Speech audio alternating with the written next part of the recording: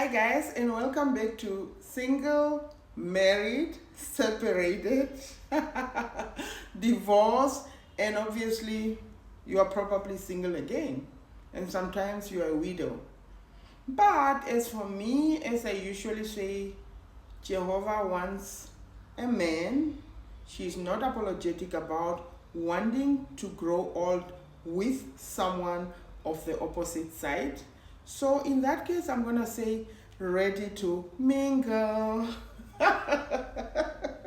Anyway, guys, welcome back again, and please don't forget to share this video about this wonderful channel where we like kind of talk about a lot of stuff, going from single, going from like maybe you are divorced and all those titles I mentioned. But please also don't forget to push that notification button so that every single time there's a new video, at least you know about it. So let's get started.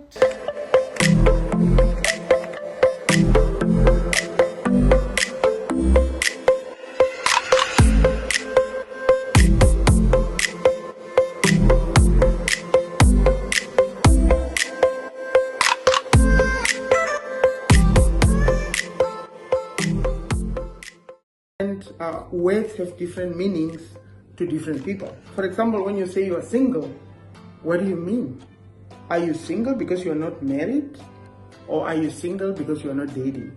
Can you see what I mean?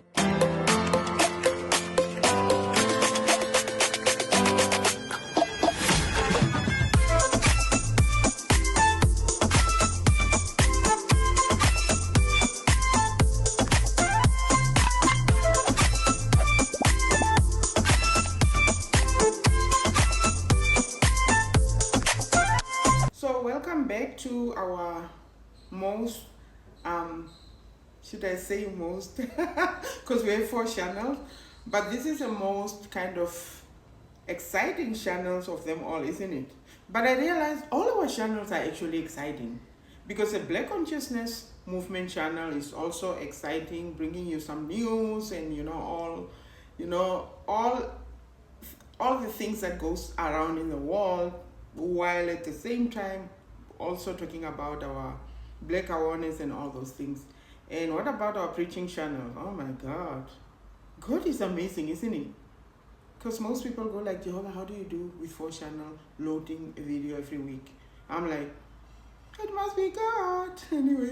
Anyway, so today's episode is just gonna be a general topic, because we discuss like red flags when you are kind of go into dating. We discussed a lot of things we discussed the 3 type of women last week, and also we discussed the 3 type of men the prior to that. So at least we are catering for everyone, not only for the women on this channel, but also for the men on this channel.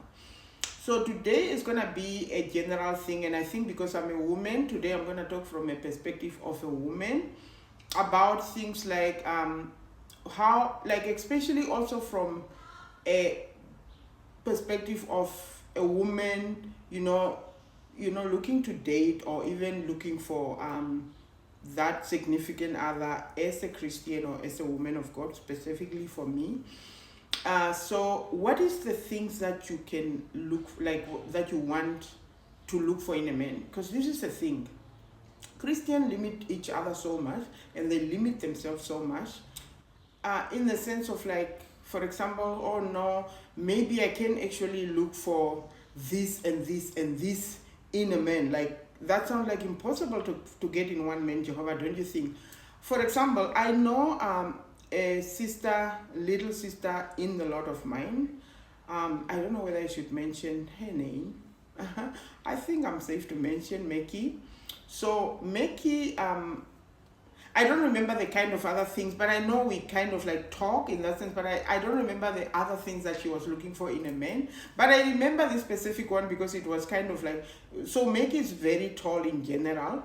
So when she says she was looking for a tall man, I don't remember quite well, Meki. So please, if I say the information wrongly, forgive me. But I think I probably say, Meki, you are so tall, like, where would you find a man that's so taller than you, right? today I'm laughing because Mackie got married to John Paul, and I mean, for those who knows them, obviously you know that Mackie's prayers was answered completely, because John Paul is tall as like taller than Mackie, and Mackie is a tall, lady in general. She's really tall. So for her to find a man who's taller than her, that must have been her faith, honestly. And the way they met is so beautiful. I don't even want to, my God. And then I have another couple. That couple, I'm not even going to share about this is what she was looking for in a man and so on. But I'm just admiring them from a basis of how, like the story of how the man goes or went the extra mile just to get, this wonderful, precious sister of mine. She's also a little sister in the Lord of mine. Her name is Susie Kalimba. So Susie Kalimba is from Namibia and her husband is from Cameroon. This couple is actually both tall as well. Susie is like tall, just like Mackie. And her husband is taller than her as well. But this part of the couple, like this part of what I'm sharing from this couple perspective, I'm not talking about that. I'm just talking about how, how they met and how this, the husband was like really going the extra mile to get this Namibian queen, his Namibian queen. Today they're married, and I'm just like, they're one of those couples that I admire, young couple, and so on. So anyway, having to talk about these two couples now, I come to you and I present that it's okay to ask God for everything, put the list on. Because the thing is, what I found is that people think that, oh, I can ask for a man who loves God and also ask for a man who maybe is financially stable and also ask for a man who is this and this. This is what I always say. For me personally, my list is not apologetic. Like, I definitely want a man who knows God. Now, knowing God, there's a difference between knowing God and being born again. I'm not necessarily looking for a born again per se, but I want a man who knows God. Like, in that sense, what I mean is, I don't want an atheist. But at the same time, I think I will probably also be able to date somebody who doesn't believe in God, because I think greater obviously is the one who is in me than the one who's in the world. So, I know the Bible obviously say don't be equally yoked with unbelievers. In that sense, obviously, the problem is also that people, I think the other thing is also that people take verses out of proportion. Now, being equally yoked with unbeliever is not necessarily in the dating process. Yes, because when you're yoked, it's like you're already married to that person. So there's a difference, at least for me, there's a difference between, I'm definitely not going to get married to somebody who's an atheist, who's a Muslim, who's, because obviously my faith matters, even though I always say that your relationship with God is what matters most. Your faith still do matter, just like I mentioned in my video on my preaching the simplicity of God, that your relationship with God is very important, of the utmost important, and your religion belief is important, but not that important, but it is important. So I'm not gonna say that I'm not gonna want to marry a person who believes the same way as I do, because I definitely want that. But in the process of dating, I might meet someone who knows, I might lead to God. Can you see what I mean? Okay, so going back to that, I definitely want a man who believes in God and who kind of has that little thing of wanting to know and sitting down to be able to listen to. Some men don't even want to. No, I'm an atheist. I don't want, that's different. And I'm not apologetic. I take care of myself, so I want a handsome man. No. I'm not apologetic about that. I do want a handsome man. I want a man who takes care of themselves. I want a man who dress good. Dressing is actually easy to change, because Most men are dressing the way they are because of the woman they are with. Because if your man dress a certain way, as a woman, you actually have the power to change the way he dress.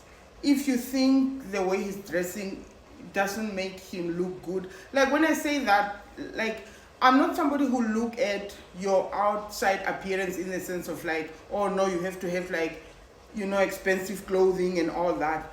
But if you see your husband has a beautiful body, but the clothing that he's, or the he dress in a way that doesn't really complement his body, you can actually change it. We have the power, guys. Women have a lot of power available. And the thing is, you don't want to date a man who has this attitude of, oh no, I don't want to change, you found me this way. No, that kind of man. Because remember, a man can change for the woman he loves. Sorry guys, I'm cooking at the background there. You're hearing things swimming. So just as much as we women can change for our men, like me personally, I can change for my husband. Like if you want me to dress a certain way, I don't mind, because I'm dressing, of course, for myself, but like the Bible is very clear about it. This body is his body is mine, right? So I can make those changes accordingly, like, okay, baby, you know what? I think you look good in this. Why can't you dress this way? And most men, to be quite honest, that I know of are willing to do that. They are not hesitant. So that definitely is for me. I want a handsome man. I want a man who takes care of themselves. And I have never dated men. I've never been able to actually date or even being approached by somebody who wasn't handsome. I think we attract who we are. You know what I mean? So then I think the other thing is also because I'm going into my third marriage, hopefully. So I have a lot of things that I've learned from my previous marriages that I'm obviously gonna try to kind of change and so on. As I say, it's not necessarily only the one person mistake. You also have your own mistake that you contribute to and so on. So definitely I want a man who can complement me in my career goal. I'm very, very business minded. I have started so many businesses, this one. I'm not the type that gives up. I'm probably like Trump when it comes to that. I start this one, it doesn't work, I start this one. So I'm very much into business. So I definitely want a man who really can see that and bring out the best out of, like I'm a raw diamond. I want a man who can kind of make the diamond, you know what I mean? Oh my God, this is now too much. The noise of the food. What do you guys think? Anyway, so let me stop here and make the sound a bit kind of different. I think one thing that I also want is that I want a man who can love me in my own love language. If my love language is maybe touch, then I want a touchy man, a man who's very touchy, because that's my love language. And obviously touch that touch is actually one of my love language, because I think it's important. And in my previous marriages, I believe that both marriages I had very loving men who really loved me, but I think they probably loved me in their own love language. Obviously my first marriage, we were very young, both and my ex-husband in my first marriage, obviously. And I think he did love me in my love language.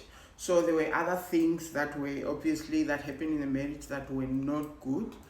That's why the divorce happened. But he did love me in my love language because he was very touchy. He was, I think he loved words of affirmation. And in my second language, obviously, he definitely was very much into love, words of affirmation. He was, my ex-husband was very much one of those people who say, I love you more often than maybe I wanted. And I think women are also problematic as well. Like, what do you want, you women, right? In that sense. but he was not a touchy kind of man. I mean, he's from Nigeria, right? Nigerians are not that touchy, I guess. So both these men were quiet. When I say quiet, my first husband was actually a very soft-hearted guy. My second husband was the kind of man that talks only when it's necessary, but when he talks, it's kind of hectic. But he was a quiet man, and I think you know by now what kind of personality I have. And you know what? I'm done with this thing of opposite attracts, because I realized that what if a man who's like me is actually the kind of man that, well, not probably necessarily like me, because no one can be exactly like me. But I think, well, I don't know. I don't know, but I think I might go for a man who's talkative, who has a personality that just borrows out and so on. So definitely I want to be loved in my own love language. And I think what is the last thing that I probably like, I think what I want to share is this: write down the list of what you want. I want a man who's financially stable, but as I usually say, I'm not somebody who look at that. When I say financially stable, I don't need someone who has a lot of money, but I need somebody who knows what is their goals in the next 2 years, the next 3 years. Somebody who's very, very focused, and somebody who's very, who has potential. Like somebody who is very determined and like willing to actually take risk to be able to make it. And obviously that is something that goes back to like you being a helper. Guys, let me tell you something. I don't know, like maybe we are different, as I said, but this thing of looking for a man who has money, sometimes it drives the right man away.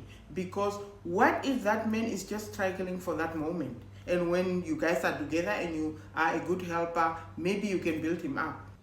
Because guys, I know sometimes that man just needs that little push from you, and that's it. You guys make it.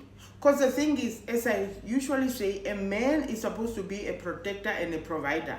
But sometimes that provision starts from you giving him that push, and then it booms out. And guess who's going to benefit? Come on. A man that you help build will never forget you. I'm sorry to say this, most people think I'm taking the side of men, but men, honestly speaking, I don't know, maybe you've experienced once in a while, some of them do that, but most men will not forget the women that help them, even if you are no more together, honestly speaking. But what I've seen is that women do forget. I'm sorry to say that, guys. I'm a woman. I'm not speaking against myself, but I'm speaking the truth of what I've seen with a lot of relationships. Now, men do have their own weaknesses, but when it comes to that, a man will never forget when you help him. When you build him up, he will not forget, unless he's obviously stupid. And we are not talking about stupid people here on this channel. Obviously, you know what I mean, right? Silly. Anyway, so guys, please write a list of what you want in a man. For those that are willing or looking at, wanting to date and eventually get married, write that list. Don't be apologetic about what you want, because we attract what we want. We attract who we are. Anyway, we come to the end of this wonderful, spicy channel. So please don't forget to subscribe, like, and comment, and push that notification button so that every single time Jehovah load a new video about what's going on here, you can be notified.